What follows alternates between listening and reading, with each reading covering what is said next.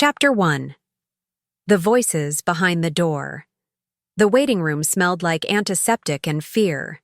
I sat in one of those vinyl chairs that stick to the back of your legs, wearing the deep burgundy sweater my daughter had given me years ago when things were still good between us. When she still called me Mom like it meant something. The receptionist had told me to arrive early for pre-op paperwork. So there I was at 7 a.m, clutching my purse and trying not to think about the surgery. Minor procedure, they'd said. Nothing to worry about. I'd be under anesthesia for maybe an hour, then home by afternoon. Outside the tall windows, Philadelphia was waking up. Spring had finally arrived after a brutal winter, and I could see the dogwood trees blooming pink and white along the street. This part of the city was changing fast. Old brick buildings getting sandblasted and converted into expensive condos, while places like my modest ranch house with its chain-link fence held on stubbornly. The gentrification crept closer every year, raising my property taxes, making me feel like a relic in my own neighborhood. I was flipping through a magazine I wasn't reading when I heard their voices. Low, urgent. Coming from a partially open door down the hallway that led to the administrative offices. My daughter's voice first. That tone she used when she was trying to sound reasonable, but was really just determined to get her way.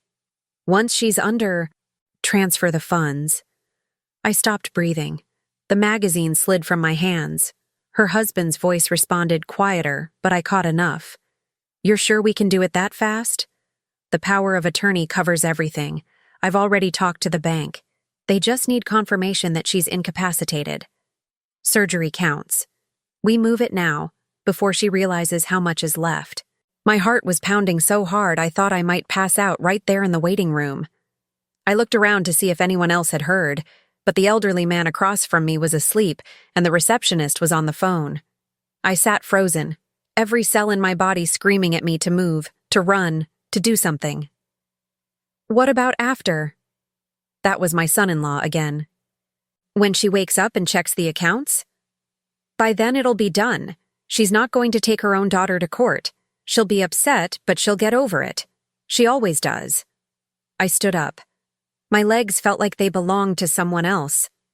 I walked to the reception desk and somehow my voice worked. I need to cancel my surgery. The receptionist looked up, confused. Mrs. Patterson, your surgeon is already here. You're scheduled to go back in 20 minutes. I don't care. I'm canceling right now. She opened her mouth to argue, to tell me about cancellation fees or rescheduling protocols.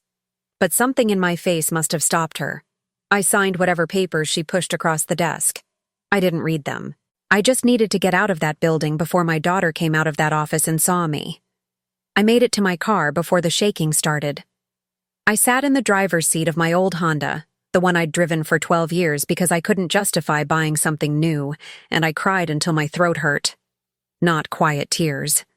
Big, gasping sobs that made my whole body heave. A woman walking past with a stroller gave me a concerned look but kept going. Nobody stops for a middle-aged woman crying in a parking lot. We're supposed to have it together by now. The drive home took forever and no time at all. I don't remember the turns I made or the lights I stopped at. When I pulled into my driveway, the house looked exactly the same as when I'd left it an hour ago. Same peeling paint on the trim, same cracked concrete steps, same small yard that needed mowing. Nothing had changed, except now I knew the truth about my own daughter. Inside, I dropped my purse on the counter next to my father's coffee mug, the one he'd used every single morning for as long as I could remember, plain white ceramic with a chip on the handle. I'd kept it in that exact spot since he died 3 years ago. Sometimes I'd pour my coffee and sit across from where he used to sit, imagining what he'd say about whatever problem I was facing. He always had an opinion. He was never soft about it either. If he were here now, he'd probably say something like, "I told you that girl was going to break your heart." And he would have been right. He was always right, even when I didn't want him to be. I made tea I didn't drink and stared at the kitchen wall where I'd hung my old church fan, the one with Martin Luther King's face on it that I'd carried to services since I was a girl. I hadn't been to church in months. After my father died and then everything else started falling apart, I'd stopped believing God was paying attention to people like me. The fan just hung there now, a reminder of faith I'd misplaced somewhere along the way. My phone buzzed. A text from my daughter. "Mom, the hospital said you left? What happened? Are you okay?" I stared at those words. The false concern. The performance of caring. I didn't respond. What was I supposed to say? That I'd heard everything? That I knew exactly what she'd been planning to do while I was unconscious and vulnerable on an operating table. The betrayal had been building for a year, but I'd been too tired or too trusting to see it clearly. It started after a health scare last fall. Nothing serious. Just some chest pains that turned out to be stress-related. But my daughter had insisted I sign papers. "Just in case, Mom. Just to make things easier if something happens. You know how complicated estates can be." She'd called it a power of attorney. Said it was standard stuff, something every responsible adult should have. I'd signed because she was my daughter and I trusted her, and I was exhausted from worry. What mother wouldn't? That's when things started changing. Bills getting paid from accounts I didn't authorize. Money moved between accounts without my knowledge. My savings account that I'd built up over 30 years of work as a school secretary, carefully depositing every bonus and tax return, suddenly shrinking. When I asked about it, she always had explanations. "That was for the house repairs, remember? That covered your insurance deductible." There was that unexpected tax bill. I'd believed her because I wanted to believe her, because the alternative was too terrible to consider. But sitting in my kitchen that morning, still wearing the sweater she'd given me, I finally let myself see it clearly. Documentary evidence of forged signatures. Fake contracts I'd supposedly agreed to. Loans taken out in my name. Insurance policies cashed out early with penalties I'd never approved. She'd been systematically draining everything I had, and she'd been doing it with my own signature on the paperwork. By the time I understood what was happening, my savings account that once held over $40,000 was down to less than $3,000. My house, which I'd owned free and clear after decades of mortgage payments, was suddenly refinanced with a new loan I didn't remember taking. My life insurance had been cashed out for a fraction of its value, and this morning was supposed to be the final piece. While I was under anesthesia, unable to protest or call my bank or do anything at all, she was going to transfer whatever was left, clean me out completely, leave me with nothing but debt and confusion. I'd walked out just in time. The house felt too quiet.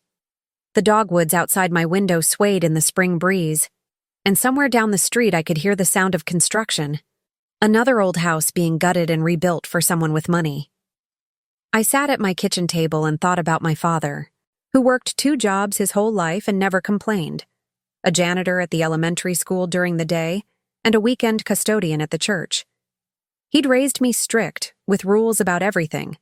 How to talk to people, how to handle money, how to recognize when someone was trying to take advantage of you.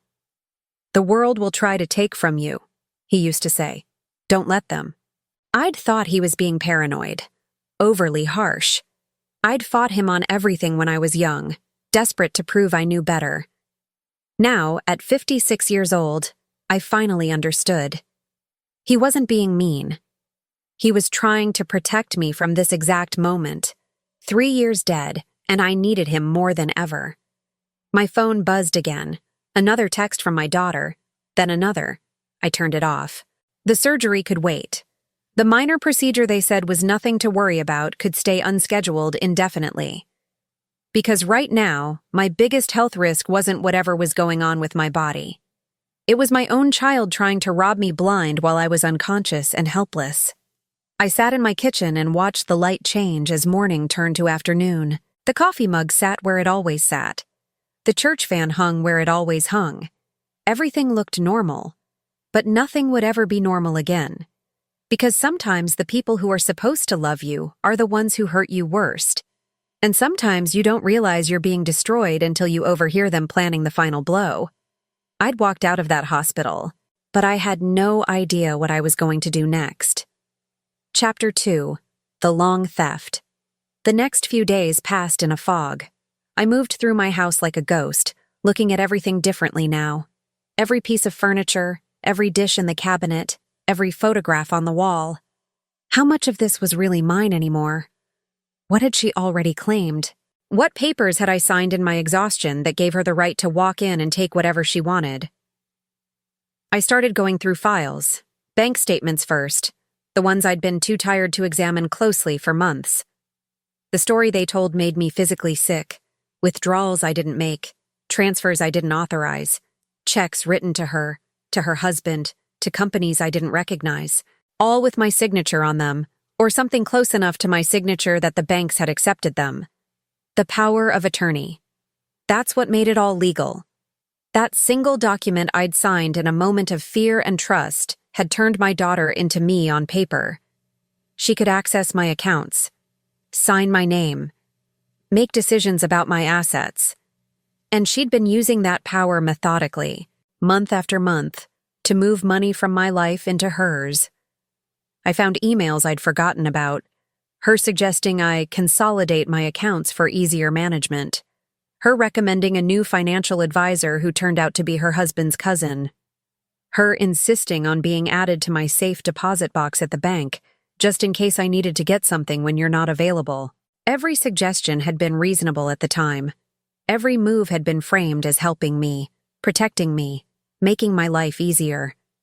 And I'd agreed to all of it because she was my daughter and I loved her, and what mother suspects her own child of theft?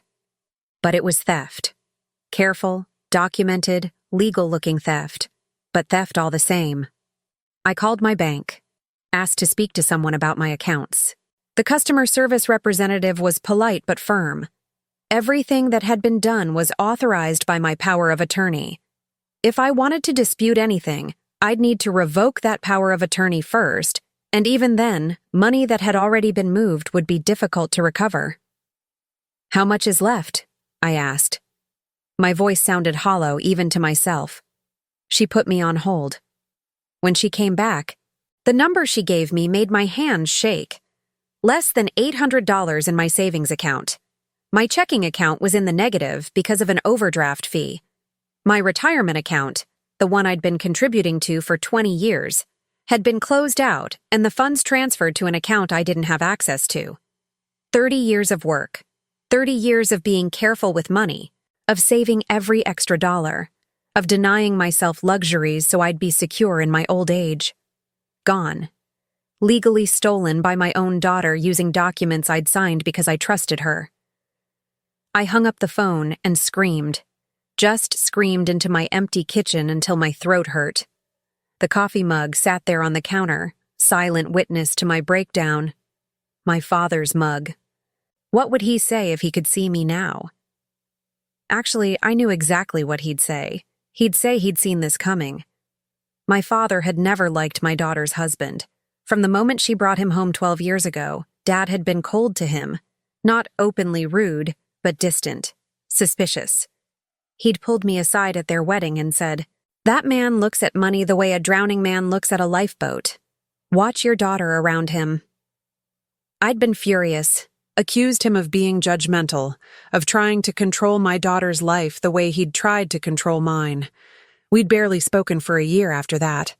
And now, sitting in my kitchen looking at bank statements that proved my father had been right all along, I wanted to apologize to a man who'd been dead for 3 years. He died suddenly. Heart attack at the church where he worked weekends. They found him in the fellowship hall, cleaning supplies still in his hands. He was 68 years old and had been working 70-hour weeks for as long as I could remember. 2 jobs, no vacations, no retirement savings that I knew of. He died with almost nothing to show for a lifetime of labor except a paid-off house full of second-hand furniture and some old photographs. At his funeral, I'd cried for the life he'd never gotten to live. The rest he'd never taken. The grandchildren he'd barely gotten to know because my daughter didn't visit him much. She'd said he made her uncomfortable with all his questions about her finances and her husband's work. Now I understood those questions differently. He'd been trying to protect me through her, trying to make sure she didn't end up the kind of person who would rob her own mother. He'd failed. Or maybe I'd failed by not listening to him. The grief came back fresh that afternoon. sitting at my kitchen table with bank statements spread around me like evidence of my own stupidity. I missed him so badly it felt like drowning. Missed his harsh advice. Missed his constant warnings. Missed the way he used to sit in the chair across from me and drink his coffee and tell me I was too soft on people who didn't deserve it. You give everyone the benefit of the doubt, he used to say, and they take advantage every time. He'd been right about that too. My daughter kept texting. The messages changed from concern to confusion to irritation. Mom, you need to tell me what's going on. I'm worried about you. This isn't like you to just disappear. We need to talk about your health. Your health. She was still trying to spin this like she was the concerned daughter. Like I was the problem for walking away from a surgery she'd been planning to use as cover for robbery. I wanted to confront her.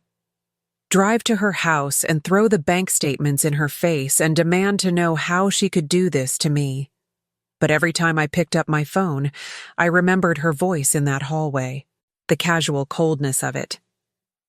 She'll be upset, but she'll get over it. She always does. She thought I was weak, thought I'd accept this, thought that even if I figured it out, I wouldn't have the spine to fight back. Maybe she was right, because sitting there in my kitchen, looking at the evidence of what she'd done, I had no idea what to do next. I had no money for a lawyer, no energy to fight a legal battle against my own child, no faith that anyone would believe me anyway, not when she had documents with my signature proving I'd authorized everything. I made banana pudding that night, my father's favorite. Layered vanilla wafers with the custard the way he'd taught me when I was a girl. I sat at the kitchen table and ate it straight from the bowl, the way we used to do together when I was young, and he'd come home exhausted from his second shift, and we'd share dessert in the quiet house.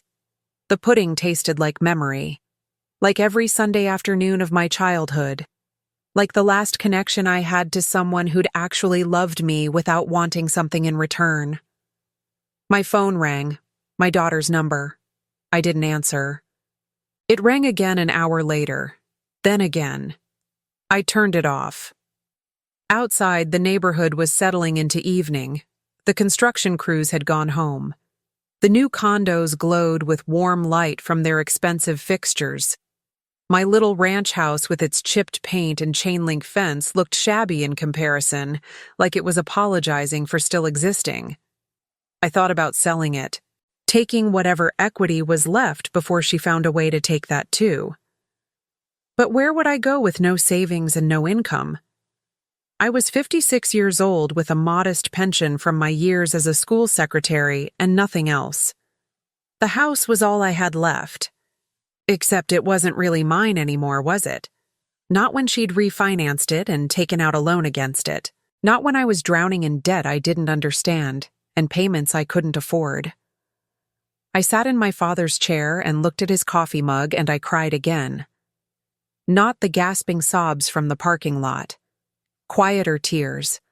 The kind that come when you're too tired to fight anymore. The world had tried to take from me, just like he'd warned. And I'd let it happen because the thief was my own daughter, and I'd loved her too much to see it coming. 3 years he'd been gone.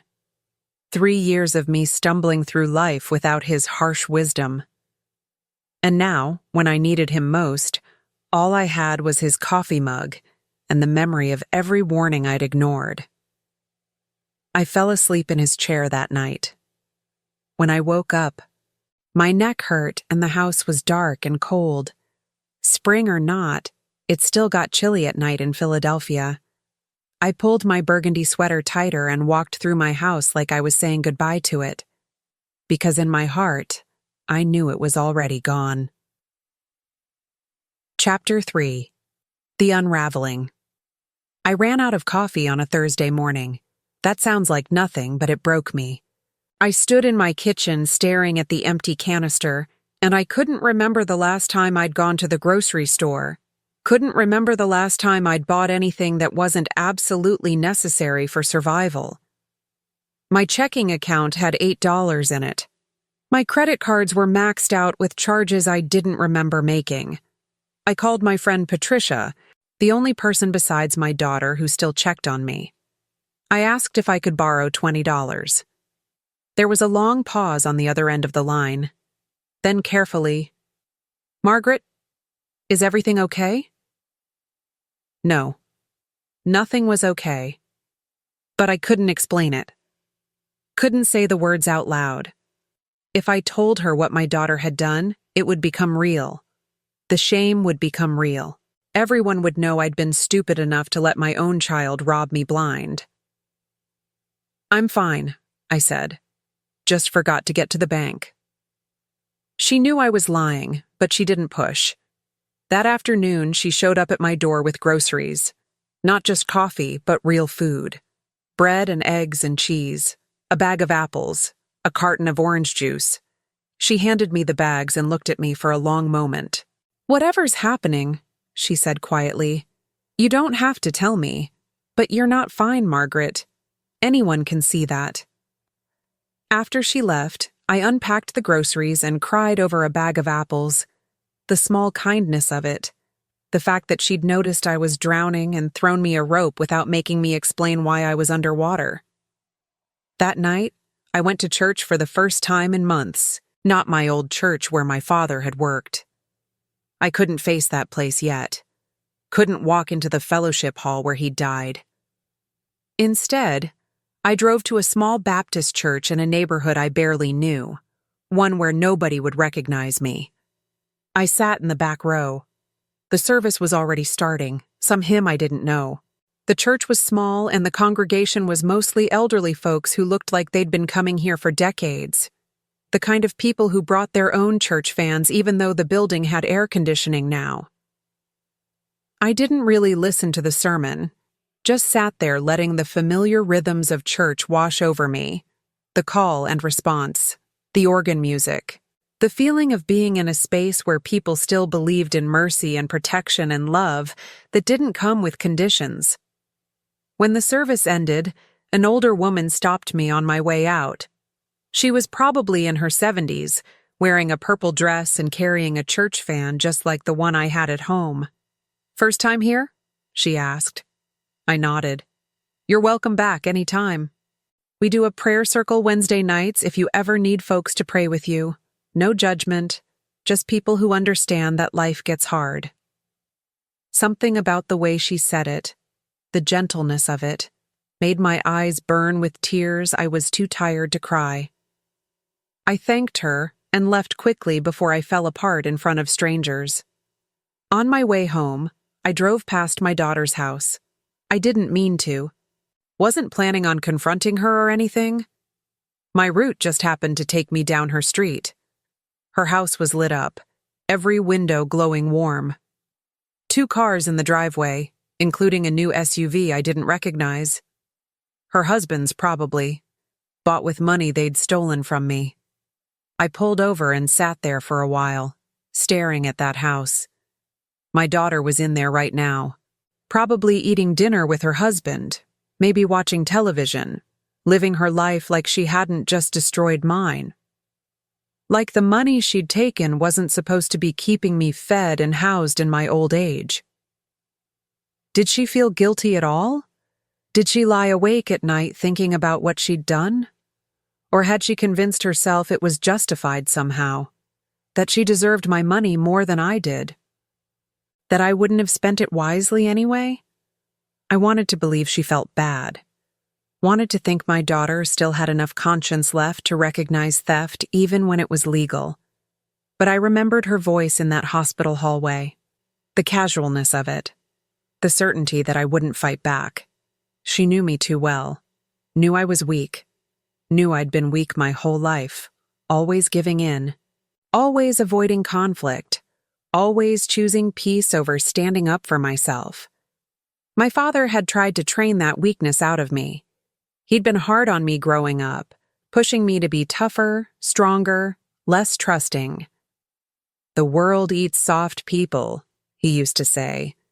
"You need to be able to bite back." But I'd never learned how. Even now, sitting outside my daughter's house with proof of her theft in my purse. I couldn't imagine confronting her. Couldn't imagine fighting back. The most I'd managed was walking out of a hospital and not answering her calls. I drove home in the dark. The gentrifying neighborhood looked different at night. The new condos blazed with light, all their windows uncovered like the people inside had nothing to hide. My little ranch house was dark except for the porch light I'd left on. It looked shabby and ashamed next to the renovated buildings around it. Inside, I turned on lights and made coffee with Patricia's gift, sat at my kitchen table and looked at my father's mug, touched the handle where he'd held it thousands of times. The ceramic was smooth and cool under my fingers. "I don't know what to do," I said out loud to the empty room, to the ghost of him. "Tell me what to do." The house was silent except for the hum of the refrigerator. I pulled out the church fan, the one I'd hung on the wall months ago and stopped looking at. Martin Luther King's face gazed back at me, frozen mid-speech. I remembered my father carrying this same fan to church every Sunday, waving it during long sermons, the rhythm of it like punctuation to whatever the preacher was saying. He'd believed deeply, not in a loud way, but in a constant way. Church every Sunday, grace before meals, prayers at night. He'd tried to pass that faith to me, but somewhere along the way I'd lost it. Or maybe I'd never really had it in the first place. Maybe I'd just been going through the motions, believing because he believed, praying because he expected it. After he died, I'd stopped pretending, stopped going to church, stopped praying. What was the point? God wasn't going to bring him back. God wasn't going to fix my life. God wasn't stopping my daughter from robbing me. But sitting there that night, looking at the fan and remembering the woman at church who'd invited me to prayer circle, I felt something shift. Not hope exactly. More like the recognition that I was drowning, and maybe, just maybe, someone was offering to pull me out. I didn't have to keep drowning alone. I called Patricia back, told her I needed help, told her everything. The power of attorney, the bank accounts, the hospital hallway, my daughter's plan, the money that was gone, the house I was about to lose. She was quiet for a long time after I finished. Then she said, "Oh, Margaret. Oh, honey. I know I was stupid," I said. "I know I should have seen it coming. My father saw it coming and I didn't listen, and now—" "Stop," she said. "This isn't your fault. You trusted your daughter. That's not stupid. That's love. Love that's costing me everything. Then we'll figure out how to fight back. I know someone. A lawyer who handles elder abuse cases. They work on contingency sometimes. Let me make some calls." Elder abuse. That's what this was. My daughter had abused me. Not with violence or cruelty, but with documents and manipulation and the quiet theft of everything I'd worked for. After I hung up with Patricia, I sat in the dark for a while. My burgundy sweater smelled like coffee now. My father's mug sat empty on the table. Outside, spring rain started falling, gentle at first, then harder. The sound of it on the roof was almost comforting. I didn't know if a lawyer could help. Didn't know if I could afford to fight even with contingency fees. Didn't know if I had the strength to take my own daughter to court. But for the first time since I'd walked out of that hospital, I wasn't completely alone. Patricia knew the truth now. Someone else was carrying part of the weight. The rain kept falling. I made more coffee and stayed up late, going through documents, organizing evidence, preparing to fight even though I didn't know how to fight. My father would have been proud. Or maybe he would have said it was about damn time. Either way, I wasn't giving up yet. Chapter 4. The Forgotten Envelope. The lawyer Patricia knew couldn't take my case. Without clear evidence of coercion or incompetence, she explained over the phone, The power of attorney makes everything your daughter did technically legal. I'm sorry. I hung up and stared at the pile of documents I'd spread across my kitchen table. Legal theft. That's what this was. My daughter had found the one way to rob me that was completely protected by law. I needed to move. The house was being foreclosed on. The refinanced loan she'd taken out had payments I couldn't afford, and I'd missed 3 months. The bank had sent notices. I had 30 days to vacate, 30 days to pack up a lifetime and figure out where to go with no money and no plan. I started in the basement. That's where I'd shoved most of my father's belongings after he died. Boxes of his clothes that I couldn't throw away. His tools from the garage, his books and papers and everything I hadn't had the energy to sort through when grief was fresh. The basement smelled like mildew and old cardboard. I pulled the string on the bare bulb and looked at the stacks of boxes, dust-covered and forgotten. 3 years they'd been down here. 3 years of me avoiding them because going through his things felt too final. Now I had no choice. I needed to clear out everything before the bank took the house. I started with the box labeled "Important" in his careful handwriting. It was sealed with packing tape that had yellowed with age. I used my keys to cut through it. Inside were the papers you'd expect: his birth certificate, his social security card, tax returns going back decades, the deed to his house, the one he'd signed over to me before he died, some life insurance paperwork, everything organized in folders, everything labeled, because my father was the kind of man who prepared for death the way most people prepared for a road trip. At the bottom of the box was an envelope I didn't recognize. Cream-colored, high-quality paper, the kind you'd use for a wedding invitation. My name was written on the front in his handwriting, Margaret. Below it, in smaller letters, "Open when you need this most." My hands started shaking before I even opened it. I carried the envelope upstairs to the kitchen, set it on the table next to his coffee mug. Stared at it for a long time. The paper was slightly yellowed at the edges. This had been sealed for years, maybe since before he died. Open when you need this most. Did he know? Somehow? Had he known this was coming? I made coffee I didn't drink. Walked around the house. Came back to the kitchen. The envelope sat there, patient and terrible. Whatever was inside would either save me or break me. And I couldn't decide which scared me more.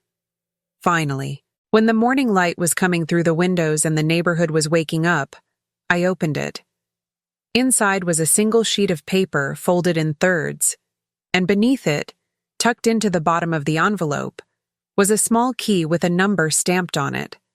The kind of key that opened a safe deposit box. The letter was in my father's handwriting. Not his usual quick scrawl, but careful block letters, like he wanted to make sure I could read every word. My hands were shaking too hard to read it yet. I set the letter down and picked up the key instead. Turned it over in my fingers. The number stamped on it was 742. The bank logo was from First National, the bank my father had used his whole life, the one where he'd had his checking account and the small savings account that had been emptied to pay for his funeral. Why did he have a safe deposit box? What was in it? I looked at the letter again, picked it up, made myself read, but I couldn't. Not right then. The words blurred in front of me, and my throat closed up and I started crying before I even got past the first line. I put the letter down and pressed my palms against my eyes and tried to breathe. My father had left me something. Something he'd kept secret. Something he'd wanted me to find only when I needed it most. And God help me, I needed it now. The coffee mug sat on the table like it always did. I could almost see him sitting across from me, drinking from it, watching me with those sharp eyes that saw everything, waiting for me to be strong enough to read what he'd written. I picked up the letter again. This time I made it through. Margaret, I know you'll try to give everything away, I know you'll trust the wrong people. I did this so you'd have something they couldn't take. The box at First National has instructions. Tell them you're my daughter. They'll know what to do. I was hard on you because I loved you. I worked 2 jobs because I loved you. And I'm protecting you now because love doesn't stop just because I did. Use this money to be safe. Don't give it away. Don't let anyone tell you it's selfish to keep it. You earned it just by being my daughter, and that's enough. Love, Dad. I read it 3 times. Then I pressed the paper to my chest and sobbed like I hadn't sobbed since his funeral. Not because I was sad, though I was, but because he'd known. 3 years dead and he'd still seen this coming, still found a way to protect me from my own weakness. I was hard on you because I loved you. All those years I'd thought he was too strict, too demanding, too cold. And he'd been preparing me for exactly this, trying to make me strong enough to survive in a world that would try to take everything from me. The key was heavy in my hand. I didn't know what was in that safe deposit box. Probably not much, knowing my father's circumstances. Maybe a few $100s. Maybe some important documents. Maybe just more letters trying to protect me from beyond death. But whatever it was, he'd wanted me to have it. He'd planned for this moment when I'd be desperate and alone. He'd left me a piece of himself that my daughter couldn't steal because she didn't know it existed. I called First National as soon as they opened. The woman who answered was young, probably didn't remember my father even though he'd banked there for 40 years. I need to access my father's safe deposit box, I told her. He passed away 3 years ago, and I have the key. I'll need to verify you're authorized, she said. Can you come in with identification and the death certificate? I had both. I'd kept everything organized, the way he'd taught me to. By noon, I was sitting in the bank's private room where they kept the safe deposit boxes. A manager had helped me, an older man who actually did remember my father. He was a good man, the manager said. Always polite, always on time with everything. I remember when he set this box up. Must have been 4 or 5 years ago now. 4 years ago, a year before he died. He'd been planning this that long. The manager left me alone with the box. It was small, maybe the size of a shoebox. I sat at the little table in the private room and stared at it. My hands were shaking when I lifted the lid. Inside was a folder, thick manila folder with papers inside. And on top of the papers, another letter in my father's handwriting. I didn't read it yet. Couldn't. Instead, I looked at the papers. Bank statements. From an account I didn't recognize. An investment account at a different bank, one I'd never heard of. The statements went back years, and the final balance, the one from just a few weeks ago, made my heart stop. $125,000. I stared at the number, read it again, looked at every page to make sure I was seeing correctly. $125,000 in an investment account. In my name. My father had saved this. Somehow, while working 2 jobs that barely paid anything, while living in a house full of secondhand furniture, while dying with nothing anyone could see, he'd saved this much money. And he'd put it in my name. Protected it. Made sure I couldn't give it away or let someone steal it because I didn't even know it existed. I picked up the second letter. Margaret, by now you've seen the account. Don't cry. Don't feel guilty. This is yours and you're going to keep it. I started saving this money the day you were born. Every extra shift. Every bit of overtime. I never told your mother because she would have wanted to spend it, and I needed to know you'd be okay after we were gone. I lived simple because I wanted you to have options I never had. This isn't charity. This is love in the only language I knew how to speak. There's enough here to start over, to be safe, to not depend on anyone who might hurt you. Please use it. Please be careful who you trust. And please know that every dollar in this account is me telling you what I never said enough while I was alive. I love you. You are precious to me. And you deserve to be protected. Love, Dad. I sat in that small bank room and cried until the manager knocked softly and asked if I was all right. I'm fine, I managed to say. Can you help me access this account? Chapter 5. The Impossible Number. The manager's name was Robert Chen, and he kept looking at me like he was afraid I might faint. Maybe I looked like I was about to. My face felt hot, and my hands wouldn't stop shaking, and the number on those bank statements kept swimming in front of my eyes. Your father set this up very carefully, Robert said. He'd brought me water and positioned himself between me and the door like he thought I might bolt. The account is held in a trust with you as the sole beneficiary. That means it's been yours since the day he died. But the bank didn't have current contact information for you. You've been trying to reach me? My voice didn't sound like mine. We sent letters to his old address. They came back undeliverable.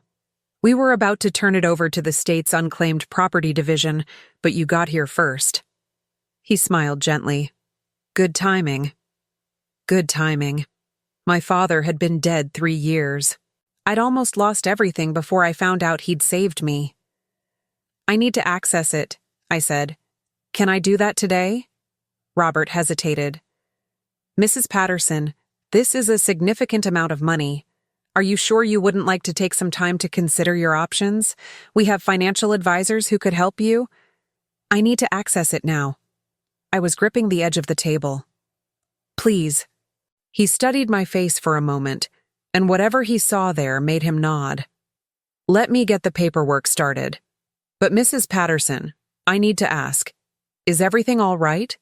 You seem... My daughter stole everything I had. The words came out flat, toneless. She used a power of attorney to drain my accounts while I wasn't paying attention. I'm being evicted from my house in 30 days. This money, this account my father left me, it's the only thing she didn't know about. The only thing she couldn't take. Robert's expression hardened. I see. Then let's make sure she can't access this either. We'll need to add some protections.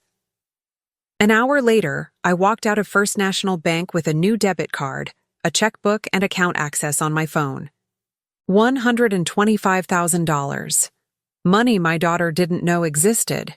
Money my father had spent 40 years saving for exactly this moment. I sat in my car in the parking lot and pulled up the account on my phone just to make sure it was real. The number stared back at me. Impossible. Miraculous. My father had worked as a janitor, as a custodian, jobs that paid minimum wage or barely above it. How had he saved this much? I went back through the statements more carefully. Small deposits, month after month, year after year.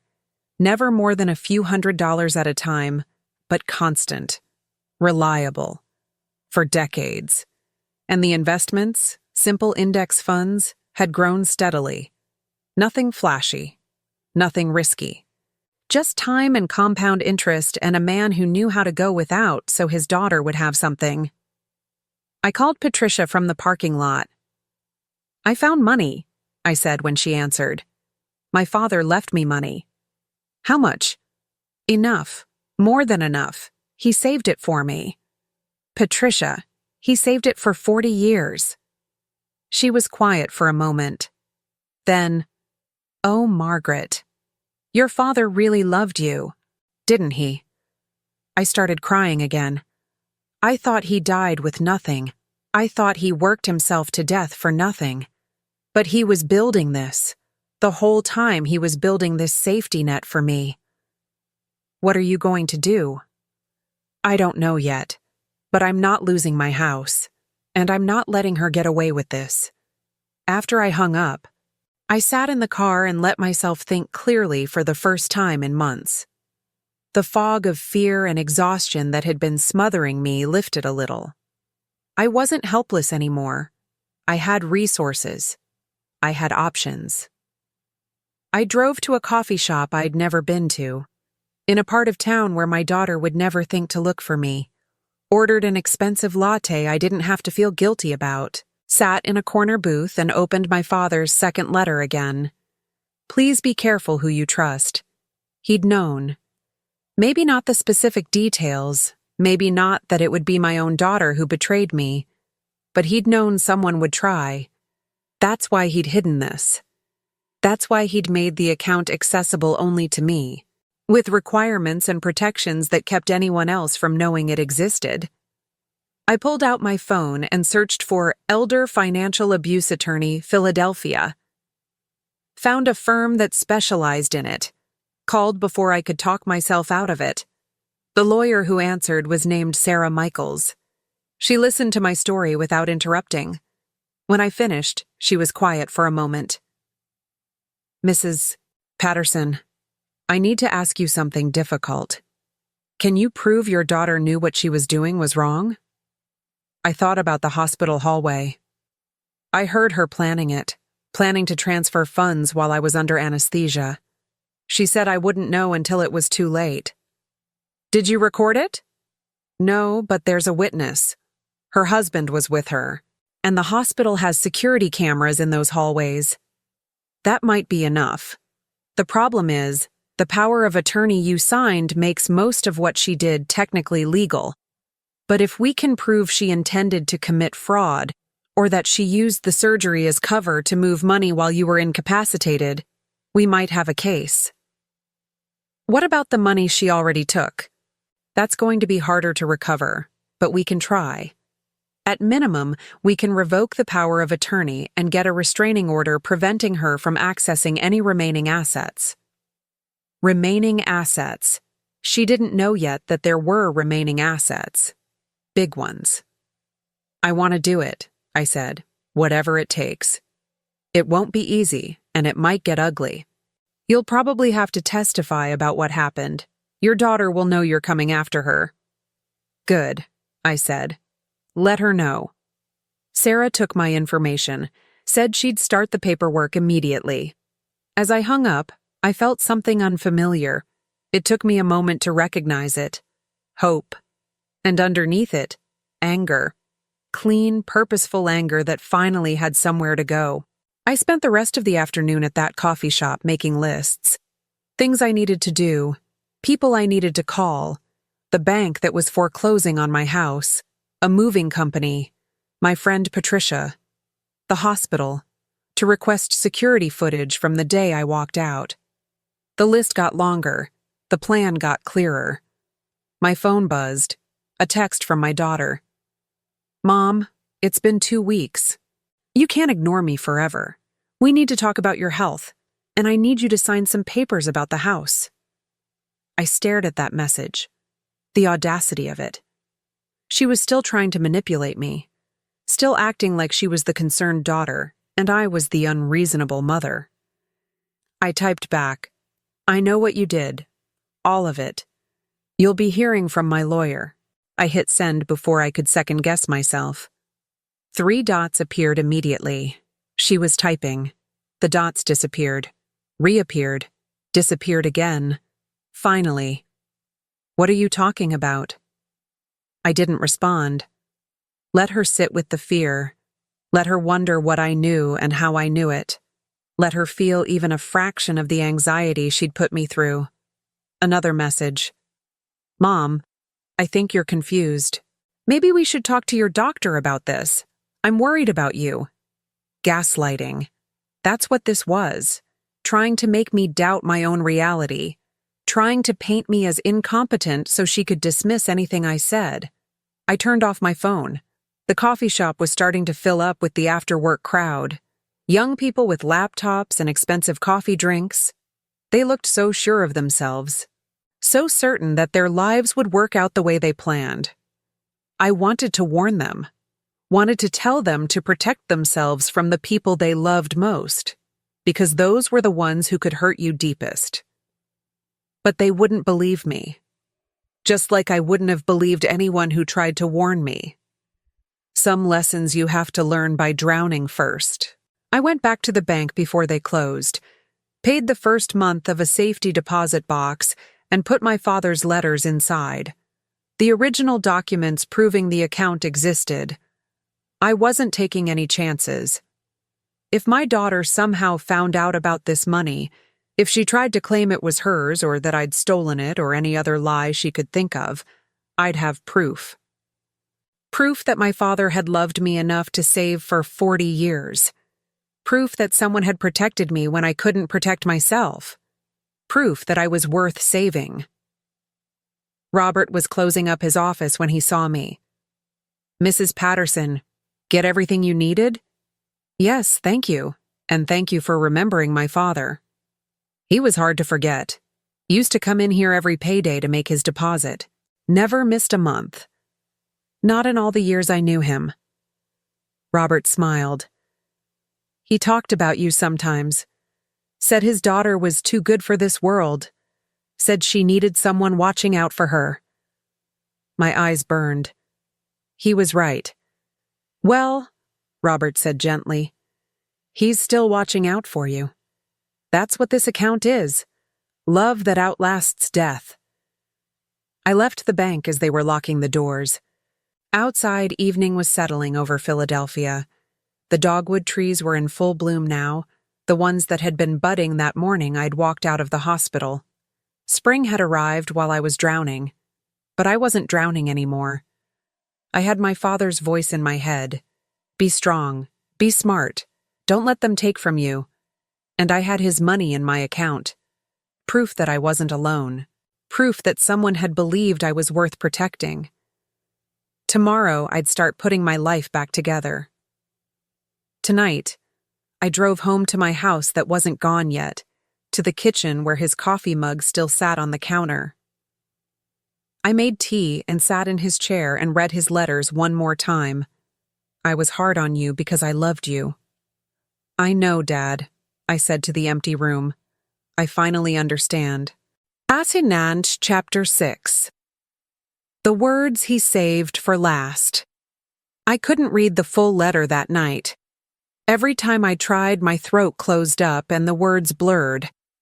So I put it away and told myself I'd read it tomorrow. Then tomorrow came, and I still couldn't do it. 3 days after finding the account, I finally drove to the cemetery where he was buried.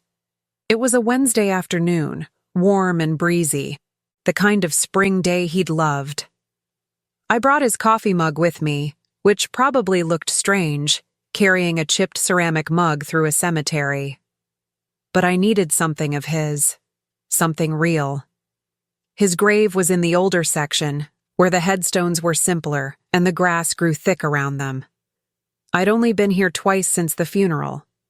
Once right after he died, when the ground was still raw and disturbed, and once on what would have been his 69th birthday, when I'd stood here for maybe 5 minutes before the grief chased me away. Now I sat on the ground next to his headstone, put the coffee mug on the grass beside me, pulled out the letter. "I'm going to read it now," I told him, told the grass and the stone and whatever part of him still existed somewhere. "I'm ready." The paper had gotten soft from being folded and unfolded so many times. I smoothed it flat on my lap and made myself start at the beginning. "Margaret, by now you've seen the account. Don't cry. Don't feel guilty. This is yours and you're going to keep it." I was already crying. Couldn't help it. "I started saving this money the day you were born. Every extra shift, every bit of overtime. I never told your mother because she would have wanted to spend it, and I needed to know you'd be okay after we were gone." My mother. She'd died when I was 19. A car accident that took her suddenly and completely. He'd never remarried. Never even dated that I knew of. Just worked and saved and raised me alone. I lived simple because I wanted you to have options I never had. He'd lived so simple. Worn clothes until they fell apart. Driven the same car for 20 years. Eaten leftovers and day-old bread and marked-down meat from the grocery store. I'd thought it was because that's all he could afford. I'd thought we were poor. We weren't poor. He was building something. For me. This isn't charity. This is love in the only language I knew how to speak. I pressed my hand against my mouth to keep from sobbing out loud. An elderly couple was visiting a grave a few rows over, and I didn't want to disturb them with my breakdown. There's enough here to start over, to be safe, to not depend on anyone who might hurt you. Did he know? Somehow, had he seen this specific betrayal coming? Or did he just know me well enough to know I'd give everything away to people who didn't deserve it? Please use it. Please be careful who you trust. I'm trying, I whispered to his headstone. I'm trying to be careful now. And please know that every dollar in this account is me telling you what I never said enough while I was alive. I love you. I had to stop reading. Had to put the letter down and press my palms against my eyes and breathe. The grief was physical, a weight in my chest that made it hard to pull in air. He'd loved me. Of course he'd loved me. I'd known that intellectually. But this letter made it real in a way nothing else could. Every harsh word, every strict rule, every time he'd said no when I wanted yes, every time he'd pushed me to be stronger than I felt, it had all been this, building toward this moment when I'd be desperate and alone and need to know someone had prepared for me. I picked up the letter again. There was more. You are precious to me, and you deserve to be protected. The crying turned into something else. Not grief anymore, but gratitude so overwhelming it hurt. He'd protected me. Even after death, even after 3 years of being gone, he'd reached forward in time and saved me. I picked up the coffee mug, ran my fingers over the chipped handle, remembered 1,000 mornings watching him drink from this, sitting at our kitchen table planning his day. 2 jobs, every day. 6 days a week for as long as I could remember. For me. All of it for me. I'm sorry I didn't understand, I said out loud. I'm sorry I thought you were just being hard on me. I'm sorry I didn't appreciate it while you were alive. The breeze picked up. The dogwood tree near his grave rustled. It wasn't an answer, but it felt like one. I stayed there for an hour, maybe more. Talked to him about everything that had happened, about finding the money, about hiring the lawyer, about my daughter and what she'd done and how I was going to fight back. She didn't get it all, I told him. Thanks to you, she didn't get it all. I'm going to be okay. You made sure of that. When I finally stood to leave, I picked up the coffee mug, started to walk away, then stopped and turned back. I love you too, Dad. I should have said it more when you were alive.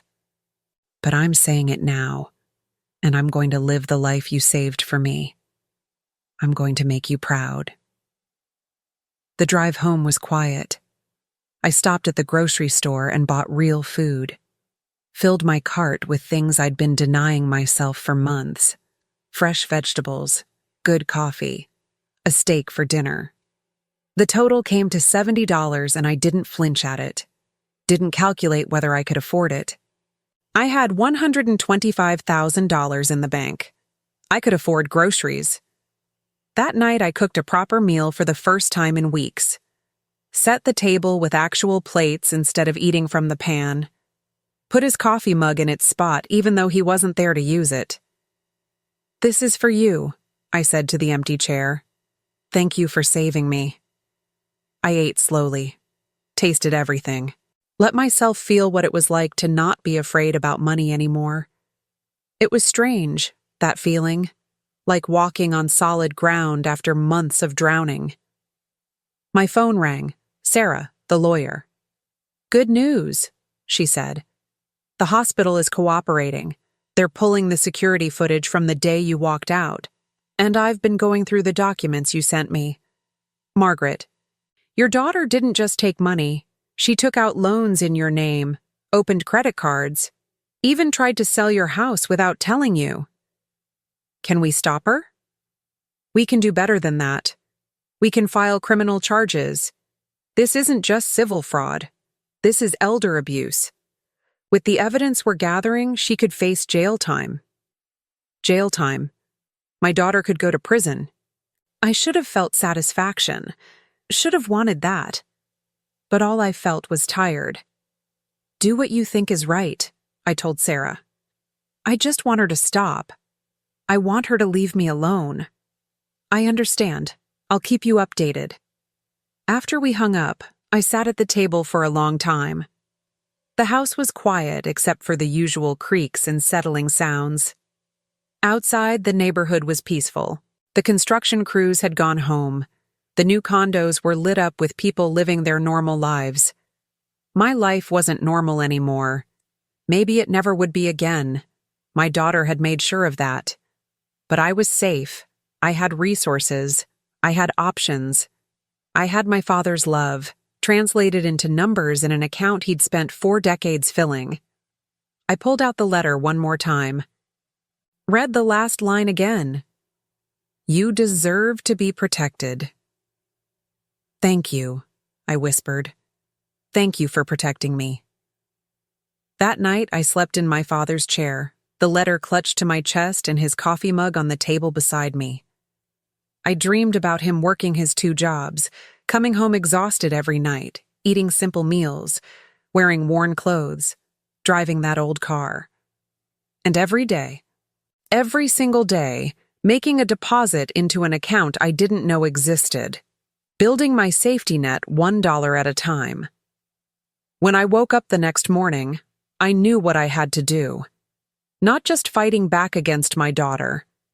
That was important, but it was small compared to the bigger thing.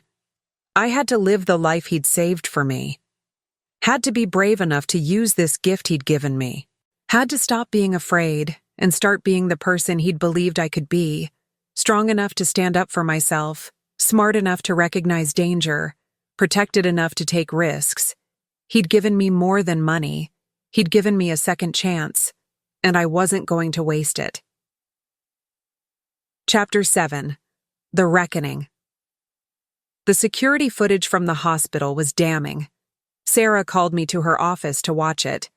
There, in grainy black and white, was my daughter standing in that hallway with her husband.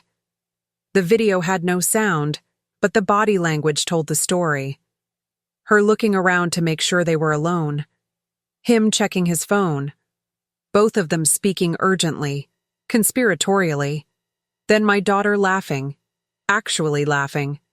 That's enough for the criminal case, Sarah said. Combined with the financial records, we have a solid prosecution. How long until something happens? I've already filed the complaint with the district attorney. They'll investigate, but with this evidence, I'd expect charges within a few weeks. In the meantime, I've filed a civil suit to freeze her access to any assets purchased with your money and to revoke the power of attorney. There's a hearing next week. Next week. It was happening so fast now. The gears of justice turning after months of watching everything fall apart. My phone had been exploding with messages from my daughter. At first they'd been angry, then confused, then desperate. Now they'd taken on a threatening tone. You're making a mistake. This is going to destroy our family. People are going to take sides and you're going to lose. Nobody will believe you over me. I'm your daughter. I was helping you. I showed the messages to Sarah. Document everything, she said. Every text, every voicemail, every attempt at contact. It all supports our case. The night before the hearing, my daughter showed up at my house. I saw her car pull into the driveway and I froze. Patricia was with me, had been staying over to make sure I wasn't alone. She looked at me and said, "Do you want me to call the police?" "Not yet. Let's see what she wants." Through the window, I watched my daughter get out of her car. She was wearing nice clothes, the kind she wore to church. Her hair was done. She looked respectable, concerned. The perfect image of a worried daughter checking on her elderly mother. It was all performance. She knocked on the door. I didn't answer. Mom, I know you're in there. Please, we need to talk. This has gone too far. I don't know what that lawyer is telling you, but you're confused. You're not thinking clearly. Patricia moved toward the door like she was going to say something, but I stopped her. Let my daughter keep talking. I was trying to help you. All those accounts, all that money management, I was doing it to protect you. You were getting confused, making mistakes. I was scared you'd lose everything if I didn't step in. That's what the power of attorney was for, to help you. The lies came so easily, smooth and practiced, like she'd been rehearsing them. Please, Mom, don't do this. Don't let some lawyer turn you against your own daughter. We're family. Family forgives. Family stays together. I walked to the door but didn't open it, spoke through it instead. I heard you at the hospital. I heard you planning to rob me while I was unconscious. There are witnesses. There's video footage. Don't insult me by pretending this was helping. Silence on the other side. Then, you're making this up. You're sick, Mom. You need help. Maybe we should talk to your doctor about this confusion. I've hired a lawyer. We're going to court. You'll be hearing from the district attorney soon. If I were you, I'd hire a lawyer too. More silence. Then her voice changed, got harder, the mask slipping. You can't do this. That money you found, that account, that's family money. That belongs to all of us. You can't just keep it for yourself. So she knew about the account. Somehow she'd found out. Maybe she'd been watching my transactions. Maybe she'd gotten into my mail. It didn't matter. She knew, and now she was trying to claim it. That money is mine. My father left it to me. You have no claim to it. Everything you have should go to me eventually anyway. I'm your daughter, your only child. What are you going to do? Leave it all to strangers? I'm just trying to secure my future, our future. There it was, the truth beneath all the concern. She didn't see me as her mother. She saw me as an inheritance waiting to happen, an obstacle between her and money she thought she deserved. You already stole my future, I said through the door. You drained my accounts. You refinanced my house. You were going to take everything while I was under anesthesia. And now you want me to feel guilty for protecting what's left? I'm your daughter. You stopped being my daughter the day you decided to rob me. I heard her crying then, or pretending to cry. With her, it was hard to tell what was real anymore. Please, Mom, please don't do this. I made mistakes. I know I did. But I can fix it. We can fix it together. Just call off the lawyer. Let's work this out as a family. No. Mom, leave, now, or I'm calling the police. You wouldn't dare. Try me. Patricia already had her phone out. She mouthed, "Should I?" I nodded. Patricia dialed. Yes. I need to report someone trespassing and refusing to leave. Through the door, I heard my daughter swear, heard her footsteps retreating to her car, the engine starting, the sound of her driving away. Only then did I open the door, watched her taillights disappear down the street, the same street where I'd lived for 30 years, the same neighborhood I'd raised her in. She'd played in this yard, learned to ride a bike on this sidewalk. This was supposed to be home for both of us. Now it just felt like a battlefield. The hearing the next week was brutal. My daughter showed up with her own lawyer, an expensive one from the looks of it. Probably paid for with my money. They tried to paint me as incompetent, brought up my age, my confusion, my paranoia, claimed I was making up stories because I didn't understand the legal documents I'd signed.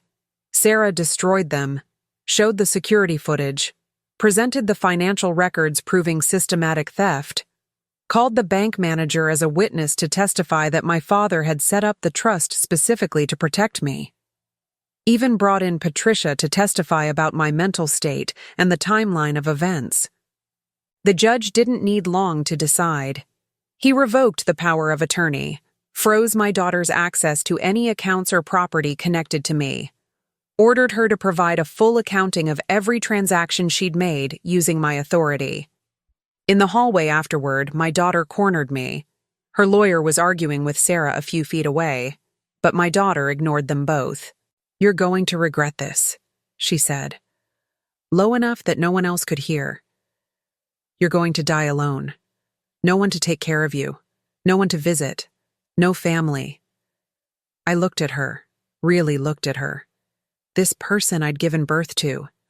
This person I'd raised and loved and tried to protect. When had she become someone capable of saying something like that to her own mother? "I'm already alone," I said. "You made sure of that the day you decided money mattered more than I did. You had so much. You were just hoarding it. What were you going to do with it anyway?" "Live. I was going to live without being terrified that I'd end up homeless and starving. That's what I was going to do with it." "You don't need that much to live. Not at your age. That money should be helping the family. Helping me." "You're not family anymore." Her face twisted with rage. "You're a selfish old woman and everyone's going to know it. I'm going to tell everyone what you did, how you turned on your own daughter. No one will want anything to do with you." "Good," I said. "If they believe you, then I don't want anything to do with them either." Sarah touched my elbow. "Come on, Margaret, let's go." As we walked away, my daughter called after us. "You'll come crawling back. When you're sick and need help. When you can't take care of yourself anymore. You'll come begging." I didn't turn around. Didn't give her the satisfaction of a response. In Sarah's car, I finally let myself cry. Not sad tears, angry ones, relieved ones. The complicated tears that come when you've survived something terrible. "You did good in there," Sarah said. "I know that wasn't easy. What happens now?" "The DA will decide about criminal charges. The civil case continues. We'll work on getting your money back, though I have to warn you, if she's already spent it, recovery might be difficult. I don't care about the money she took anymore. I have enough. I just wanted her to stop." "She will. The restraining order goes into effect today. She can't contact you, can't come near you, can't access your accounts. Protected. Finally protected. Not by locks or lawyers, but by legal force that said she couldn't hurt me anymore." That night, I sat in my father's chair and looked at his coffee mug and thought about protection. About how he'd protected me by preparing for this moment. About how I was learning to protect myself by being strong enough to fight back. 2 months later, the criminal charges came through. Financial exploitation of an elderly person, fraud, identity theft.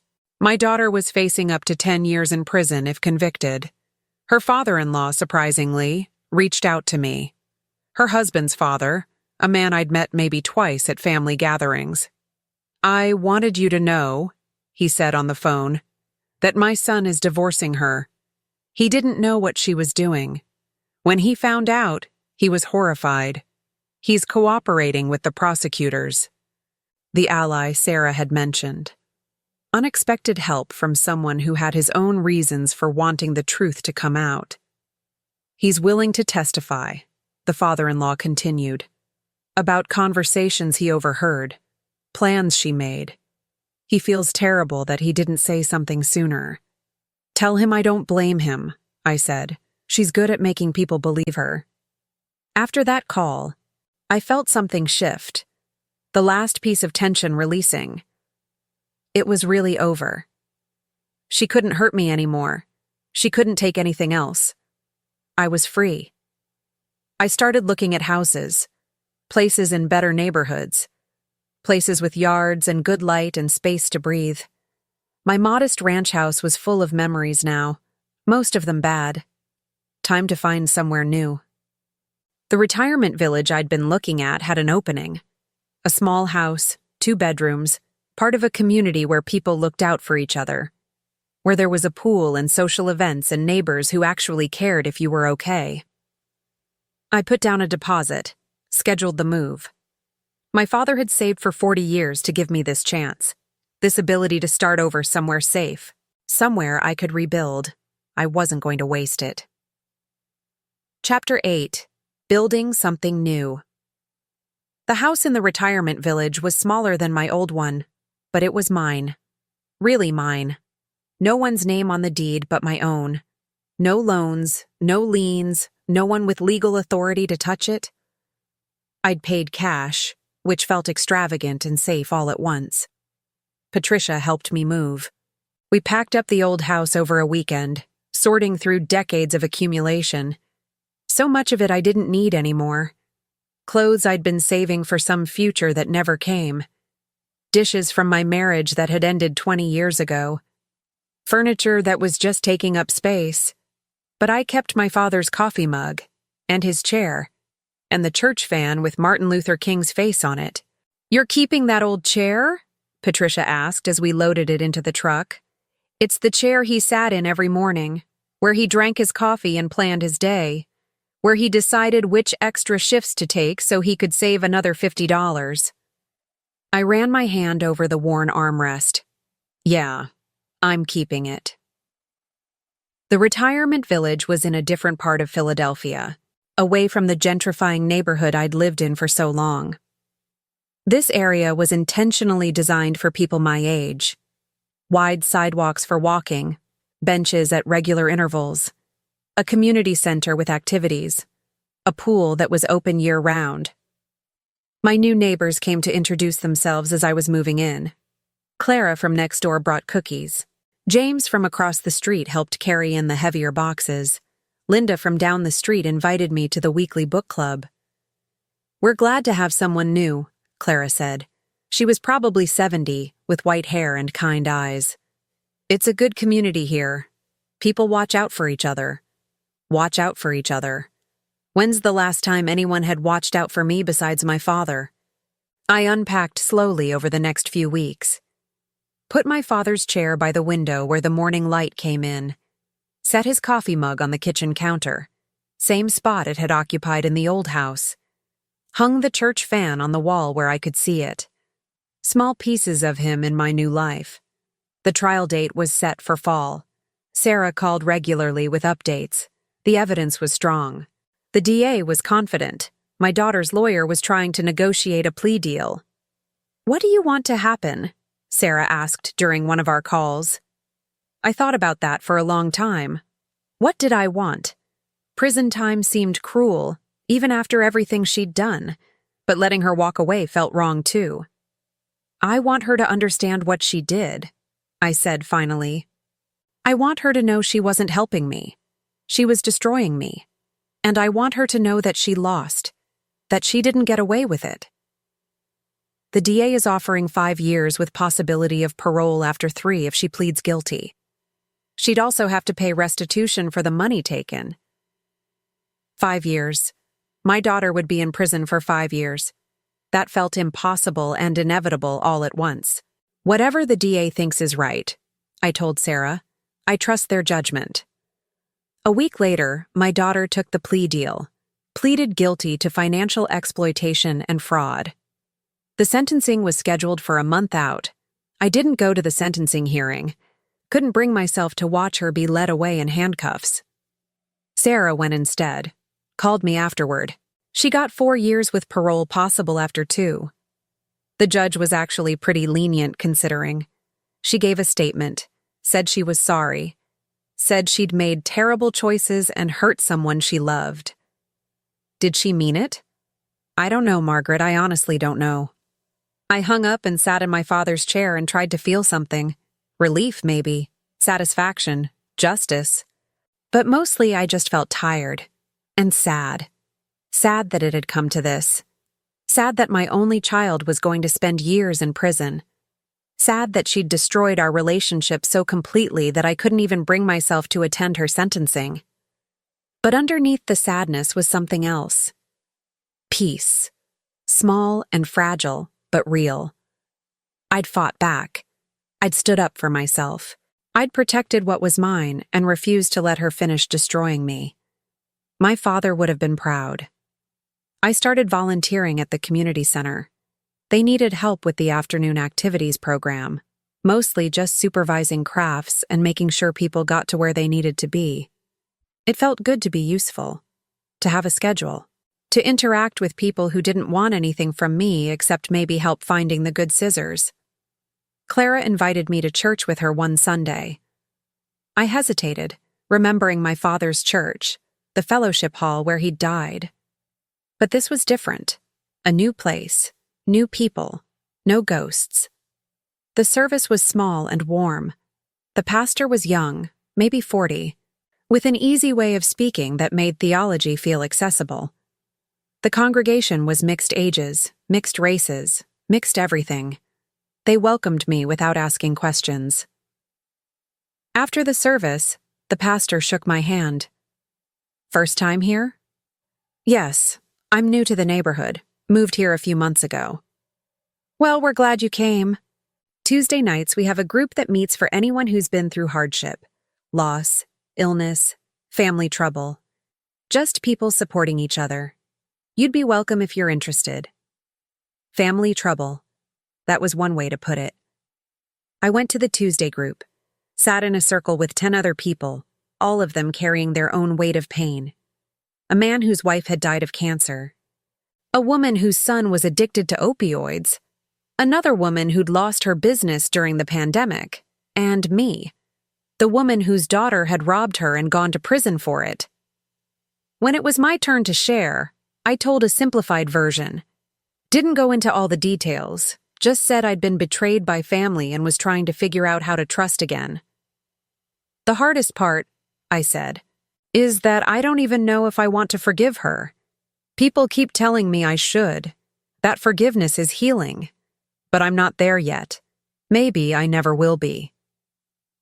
The pastor who led the group nodded.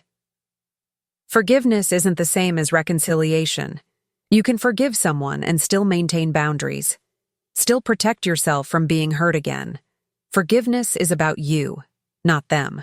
About letting go of the anger so it doesn't poison you. I don't feel poisoned by anger. I feel freed by it. Is that wrong? No, he said simply. Sometimes anger is what saves us, what gives us the strength to set boundaries and demand better treatment. The trick is not letting it consume you long term. I thought about that for days afterward. Was I consumed by anger? Or was I just finally standing up for myself? I started a project, something my father had mentioned once but never had time for. A scholarship fund for first-generation college students. Kids whose parents worked multiple jobs and still barely made it. Kids who needed someone to invest in their future the way my father had invested in mine. I met with a financial advisor to set it up properly. Created an endowment that would generate interest and fund scholarships indefinitely. Named it after my father, the James Patterson First Generation Student Fund. The first scholarship would go to a student at the community college. $5,000 for books and tuition. Not a fortune, but enough to make a difference. At the ceremony where they announced it, I met the recipient. A 19-year-old girl named Maria, whose mother worked as a hotel housekeeper and whose father was a night security guard. She was studying to be a nurse. When I handed her the oversized check for the photo, she hugged me and cried.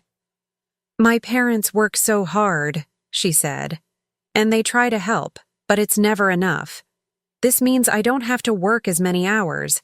I can focus on school. Thank you." I cried too, because she was me 40 years ago, and my father was me now, reaching forward in time to save someone who needed saving. After the ceremony, I drove to the cemetery, sat by my father's grave with his coffee mug. "I did it," I told him. "Started the scholarship. First girl gets $5,000. More next year. It's going to keep going. Helping kids like you helped me." The wind rustled through the trees. The same dogwood tree near his grave was blooming again. Full cycle, spring to spring. "I'm okay," I said. "I know you were worried I wouldn't be, but I am, You made sure of that. I stayed there for an hour, just sitting with him. When I left, I felt lighter somehow, like I'd completed something important. Like I'd taken his gift and turned it into something that mattered. Back at the retirement village, Clara was sitting on her porch. She waved me over. "Tea?" she offered. We sat on her porch and watched the evening settle over the community. People walking dogs, kids visiting their grandparents, normal life happening all around us. "You seem different lately," Clara said. Lighter somehow. "I think I'm finally figuring out how to live again. After everything fell apart, I'm building something new." That's brave. A lot of people would have given up. I almost did. But my father didn't raise a quitter, even when I wanted to quit. Clara smiled. Sounds like he was a good man. The best. Hard on me, but only because he loved me. I understand that now. We sat in comfortable silence as the light faded. The air smelled like flowers and fresh-cut grass. The world felt softer here. Safer. I'd lost so much over the past year. My savings, my daughter, my innocence about people I loved. But I'd gained something too. Strength I didn't know I had. The ability to stand up for myself. A new life built on the foundation my father had spent 4 decades creating. Not a bad trade when I thought about it. Not good, but not terrible either. Just the price of surviving. And I was surviving. More than that. I was starting to live. Chapter 9. The Protector Lives. On a 1.5 years after finding my father's account, I was sitting on my porch in the retirement village when my phone rang. Unknown number. I almost didn't answer, but something made me pick up. "Mrs. Patterson, this is Warden Collins from the Women's Correctional Facility. Your daughter has requested to see you. She's been approved for visitation and wanted me to contact you about scheduling." My daughter. I hadn't spoken to her since before the trial. Hadn't responded to the letters she'd sent from prison. The ones that started apologetic and got progressively angrier when I didn't write back. "Thank you for letting me know," I said. "But I'm not interested in visiting." "She said you'd say that. She asked me to tell you she understands if you don't want to come, but she has some things she needs to say to you, that it's important. Everything she needs to say, she can write in a letter. I'll read it, but I'm not visiting." "I'll let her know. Take care, Mrs. Patterson." After I hung up, I sat thinking about that call for a long time. Part of me was curious what she wanted to say. Part of me didn't care. Both parts were valid, I'd learned. I didn't have to pick one. The afternoon mail came. Among the bills and advertisements was a letter from the community college about the scholarship program. They were hosting an event to honor donors and scholarship recipients. Would I attend? I would. I'd attended every event since I started the fund. Loved meeting the students, hearing their stories, seeing their gratitude. It reminded me why all of this mattered. The event was the following week. 20 students this year, all receiving scholarships from various donors. Maria was there, the first recipient. She was in her 2nd year now, on track to finish her nursing degree. She gave a speech about what the scholarship had meant to her. "I never thought I'd make it to college," she said to the room full of donors and students and college administrators. "My parents worked so hard, but there was never enough money for extras. Education felt like a luxury we couldn't afford. Then Mrs. Patterson's scholarship came along, and suddenly it wasn't just a dream anymore. It was possible. I have 1 year left, and then I'll be a nurse. I'll be able to help people the way this scholarship helped me. That's what generosity does. It multiplies." After the speeches, I talked to some of the other students, heard their plans, their dreams, their fears. They reminded me of myself at that age, before life got complicated, before I learned how much people could hurt you. But they also reminded me that good people existed too, that kindness mattered, that sometimes you got lucky, and someone invested in your future for no reason, except they believed you were worth it. On the drive home, I passed the old neighborhood where I used to live. Drove down my old street just to see it. The house had new owners now, a young family with kids. They'd painted it, fixed the fence, planted new flowers. It looked loved. It looked like a home again. I was glad. That house deserved better than the way it had ended with me. Deserved to be someone's happy place instead of a crime scene. My phone buzzed. A text from Patricia. Dinner at my place this weekend? Making my famous lasagna. I smiled and texted back, I'll bring dessert. Patricia had become more than a friend over the past year. She was family. The kind you choose. The kind who showed up when you needed them and didn't ask for anything in return. We had dinner together once a week, talked on the phone regularly, met for coffee when we needed to vent or celebrate or just exist together. Real family. Not the kind bound by blood but by choice and care and actual love. At home, I made banana pudding. My father's recipe, the one I could make by heart now. Layer of vanilla wafers, layer of custard, repeat. Simple and perfect. Clara saw me carrying it to my car and waved from her porch. Headed somewhere? Dinner at Patricia's. That pudding looks amazing. Save me the recipe? Come over tomorrow and I'll show you how to make it. It was my father's favorite. Clara smiled. I'd like that. And Margaret, it's good to see you happy. When you first moved here, you looked so broken, like you'd been through a war. I had been, and I'm still healing from it, but I'm getting there. That evening at Patricia's, over lasagna and wine and banana pudding, we talked about everything and nothing, her grandkids, my scholarship fund, the book club at the retirement village, normal life, the kind I'd thought I'd lost forever. You know what I've been thinking about? Patricia said as we were cleaning up. How lucky you were that your father planned ahead like that. Most people don't do that for their kids. I know. I think about it every day. How different things would be if he hadn't saved that money.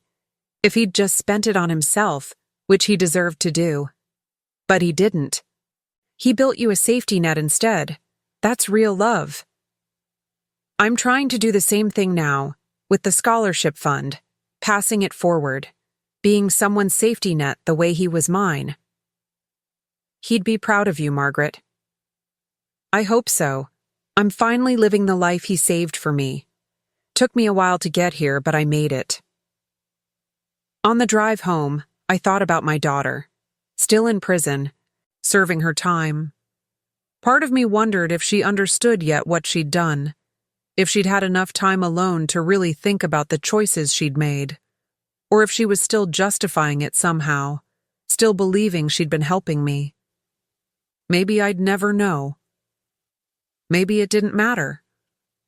What mattered was that I'd survived, that I'd fought back, that I'd protected myself when no one else would, that I'd turned my father's gift into something lasting that would help others long after I was gone. That night before bed, I sat in my father's chair and looked at his coffee mug on the counter, the church fan on the wall, the physical reminders that he'd loved me enough to sacrifice for 40 years. I'm okay, Dad, I said to the quiet room. In case you're wondering, I'm really okay now. The thing I wanted everyone listening to understand is this: why victims stay, why people like me don't see it coming, don't fight back sooner, don't protect themselves until it's almost too late. It's because we love, because family is supposed to be safe, because trusting the people closest to you shouldn't be dangerous, but sometimes it is. Some American states prevent heirs convicted of abuse from receiving inheritance from the victim, but most don't. So people get away with it. They drain bank accounts and forge signatures and steal futures, and they do it legally because they convinced you to sign papers that gave them permission. During the pandemic, research showed abuse increased to 1 in 5 seniors. 1 in 5. That's not rare. That's common. That's someone you know, maybe someone in your own family, who's being financially exploited by the people who claim to love them. If you're listening to this and recognizing yourself in my story, please hear me. You deserve protection. You deserve safety. You deserve to keep what you've earned and saved. Don't let anyone convince you that protecting yourself is selfish. Don't let guilt or fear keep you from fighting back. And if you're lucky enough to have someone like my father, someone who thinks ahead and prepares for your future, honor that gift. Use it. Don't waste it trying to appease people who only see you as a resource to be exploited. My father died 3 years and 4 months ago, but 2 weeks before I would have lost everything, he saved me. That's what real love does. It protects. It prepares. It reaches across time and death to make sure you're okay. Some people never stop being your parent. Some love survives even death. I look at the scholarship fund now and I see my father multiplied. Every student who gets help is him helping them. His love spreading wider, reaching further, saving more people than just me. That's his legacy. That's what he built with those extra shifts and those worn clothes and that old car. Not just financial security for me, but a lesson in what real love looks like, what real protection means. I'm living the life he saved for me. I'm in a home that's safe and mine. I'm surrounded by people who care about me genuinely. I'm helping others the way he helped me. I'm finally strong enough to protect myself. And every morning when I make my coffee, I look at his mug on the counter and I say thank you. Thank you for seeing me. Thank you for preparing for me. Thank you for loving me in the only language you knew how to speak. Thank you for being the kind of father who works 2 jobs for 40 years just to make sure your daughter will be okay when the world tries to take from her.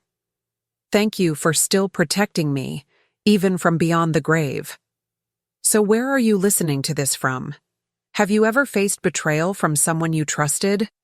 What would you do if you were in my situation? If this story resonated with you, if it helped you feel less alone, please let me know in the comments.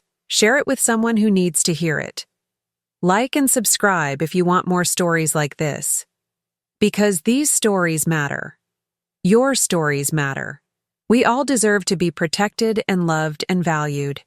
And sometimes, the people who love us most find ways to save us even after they're gone. Thank you for listening. Thank you for being here. And thank you, Dad, wherever you are. You saved my life. I hope I'm making you proud.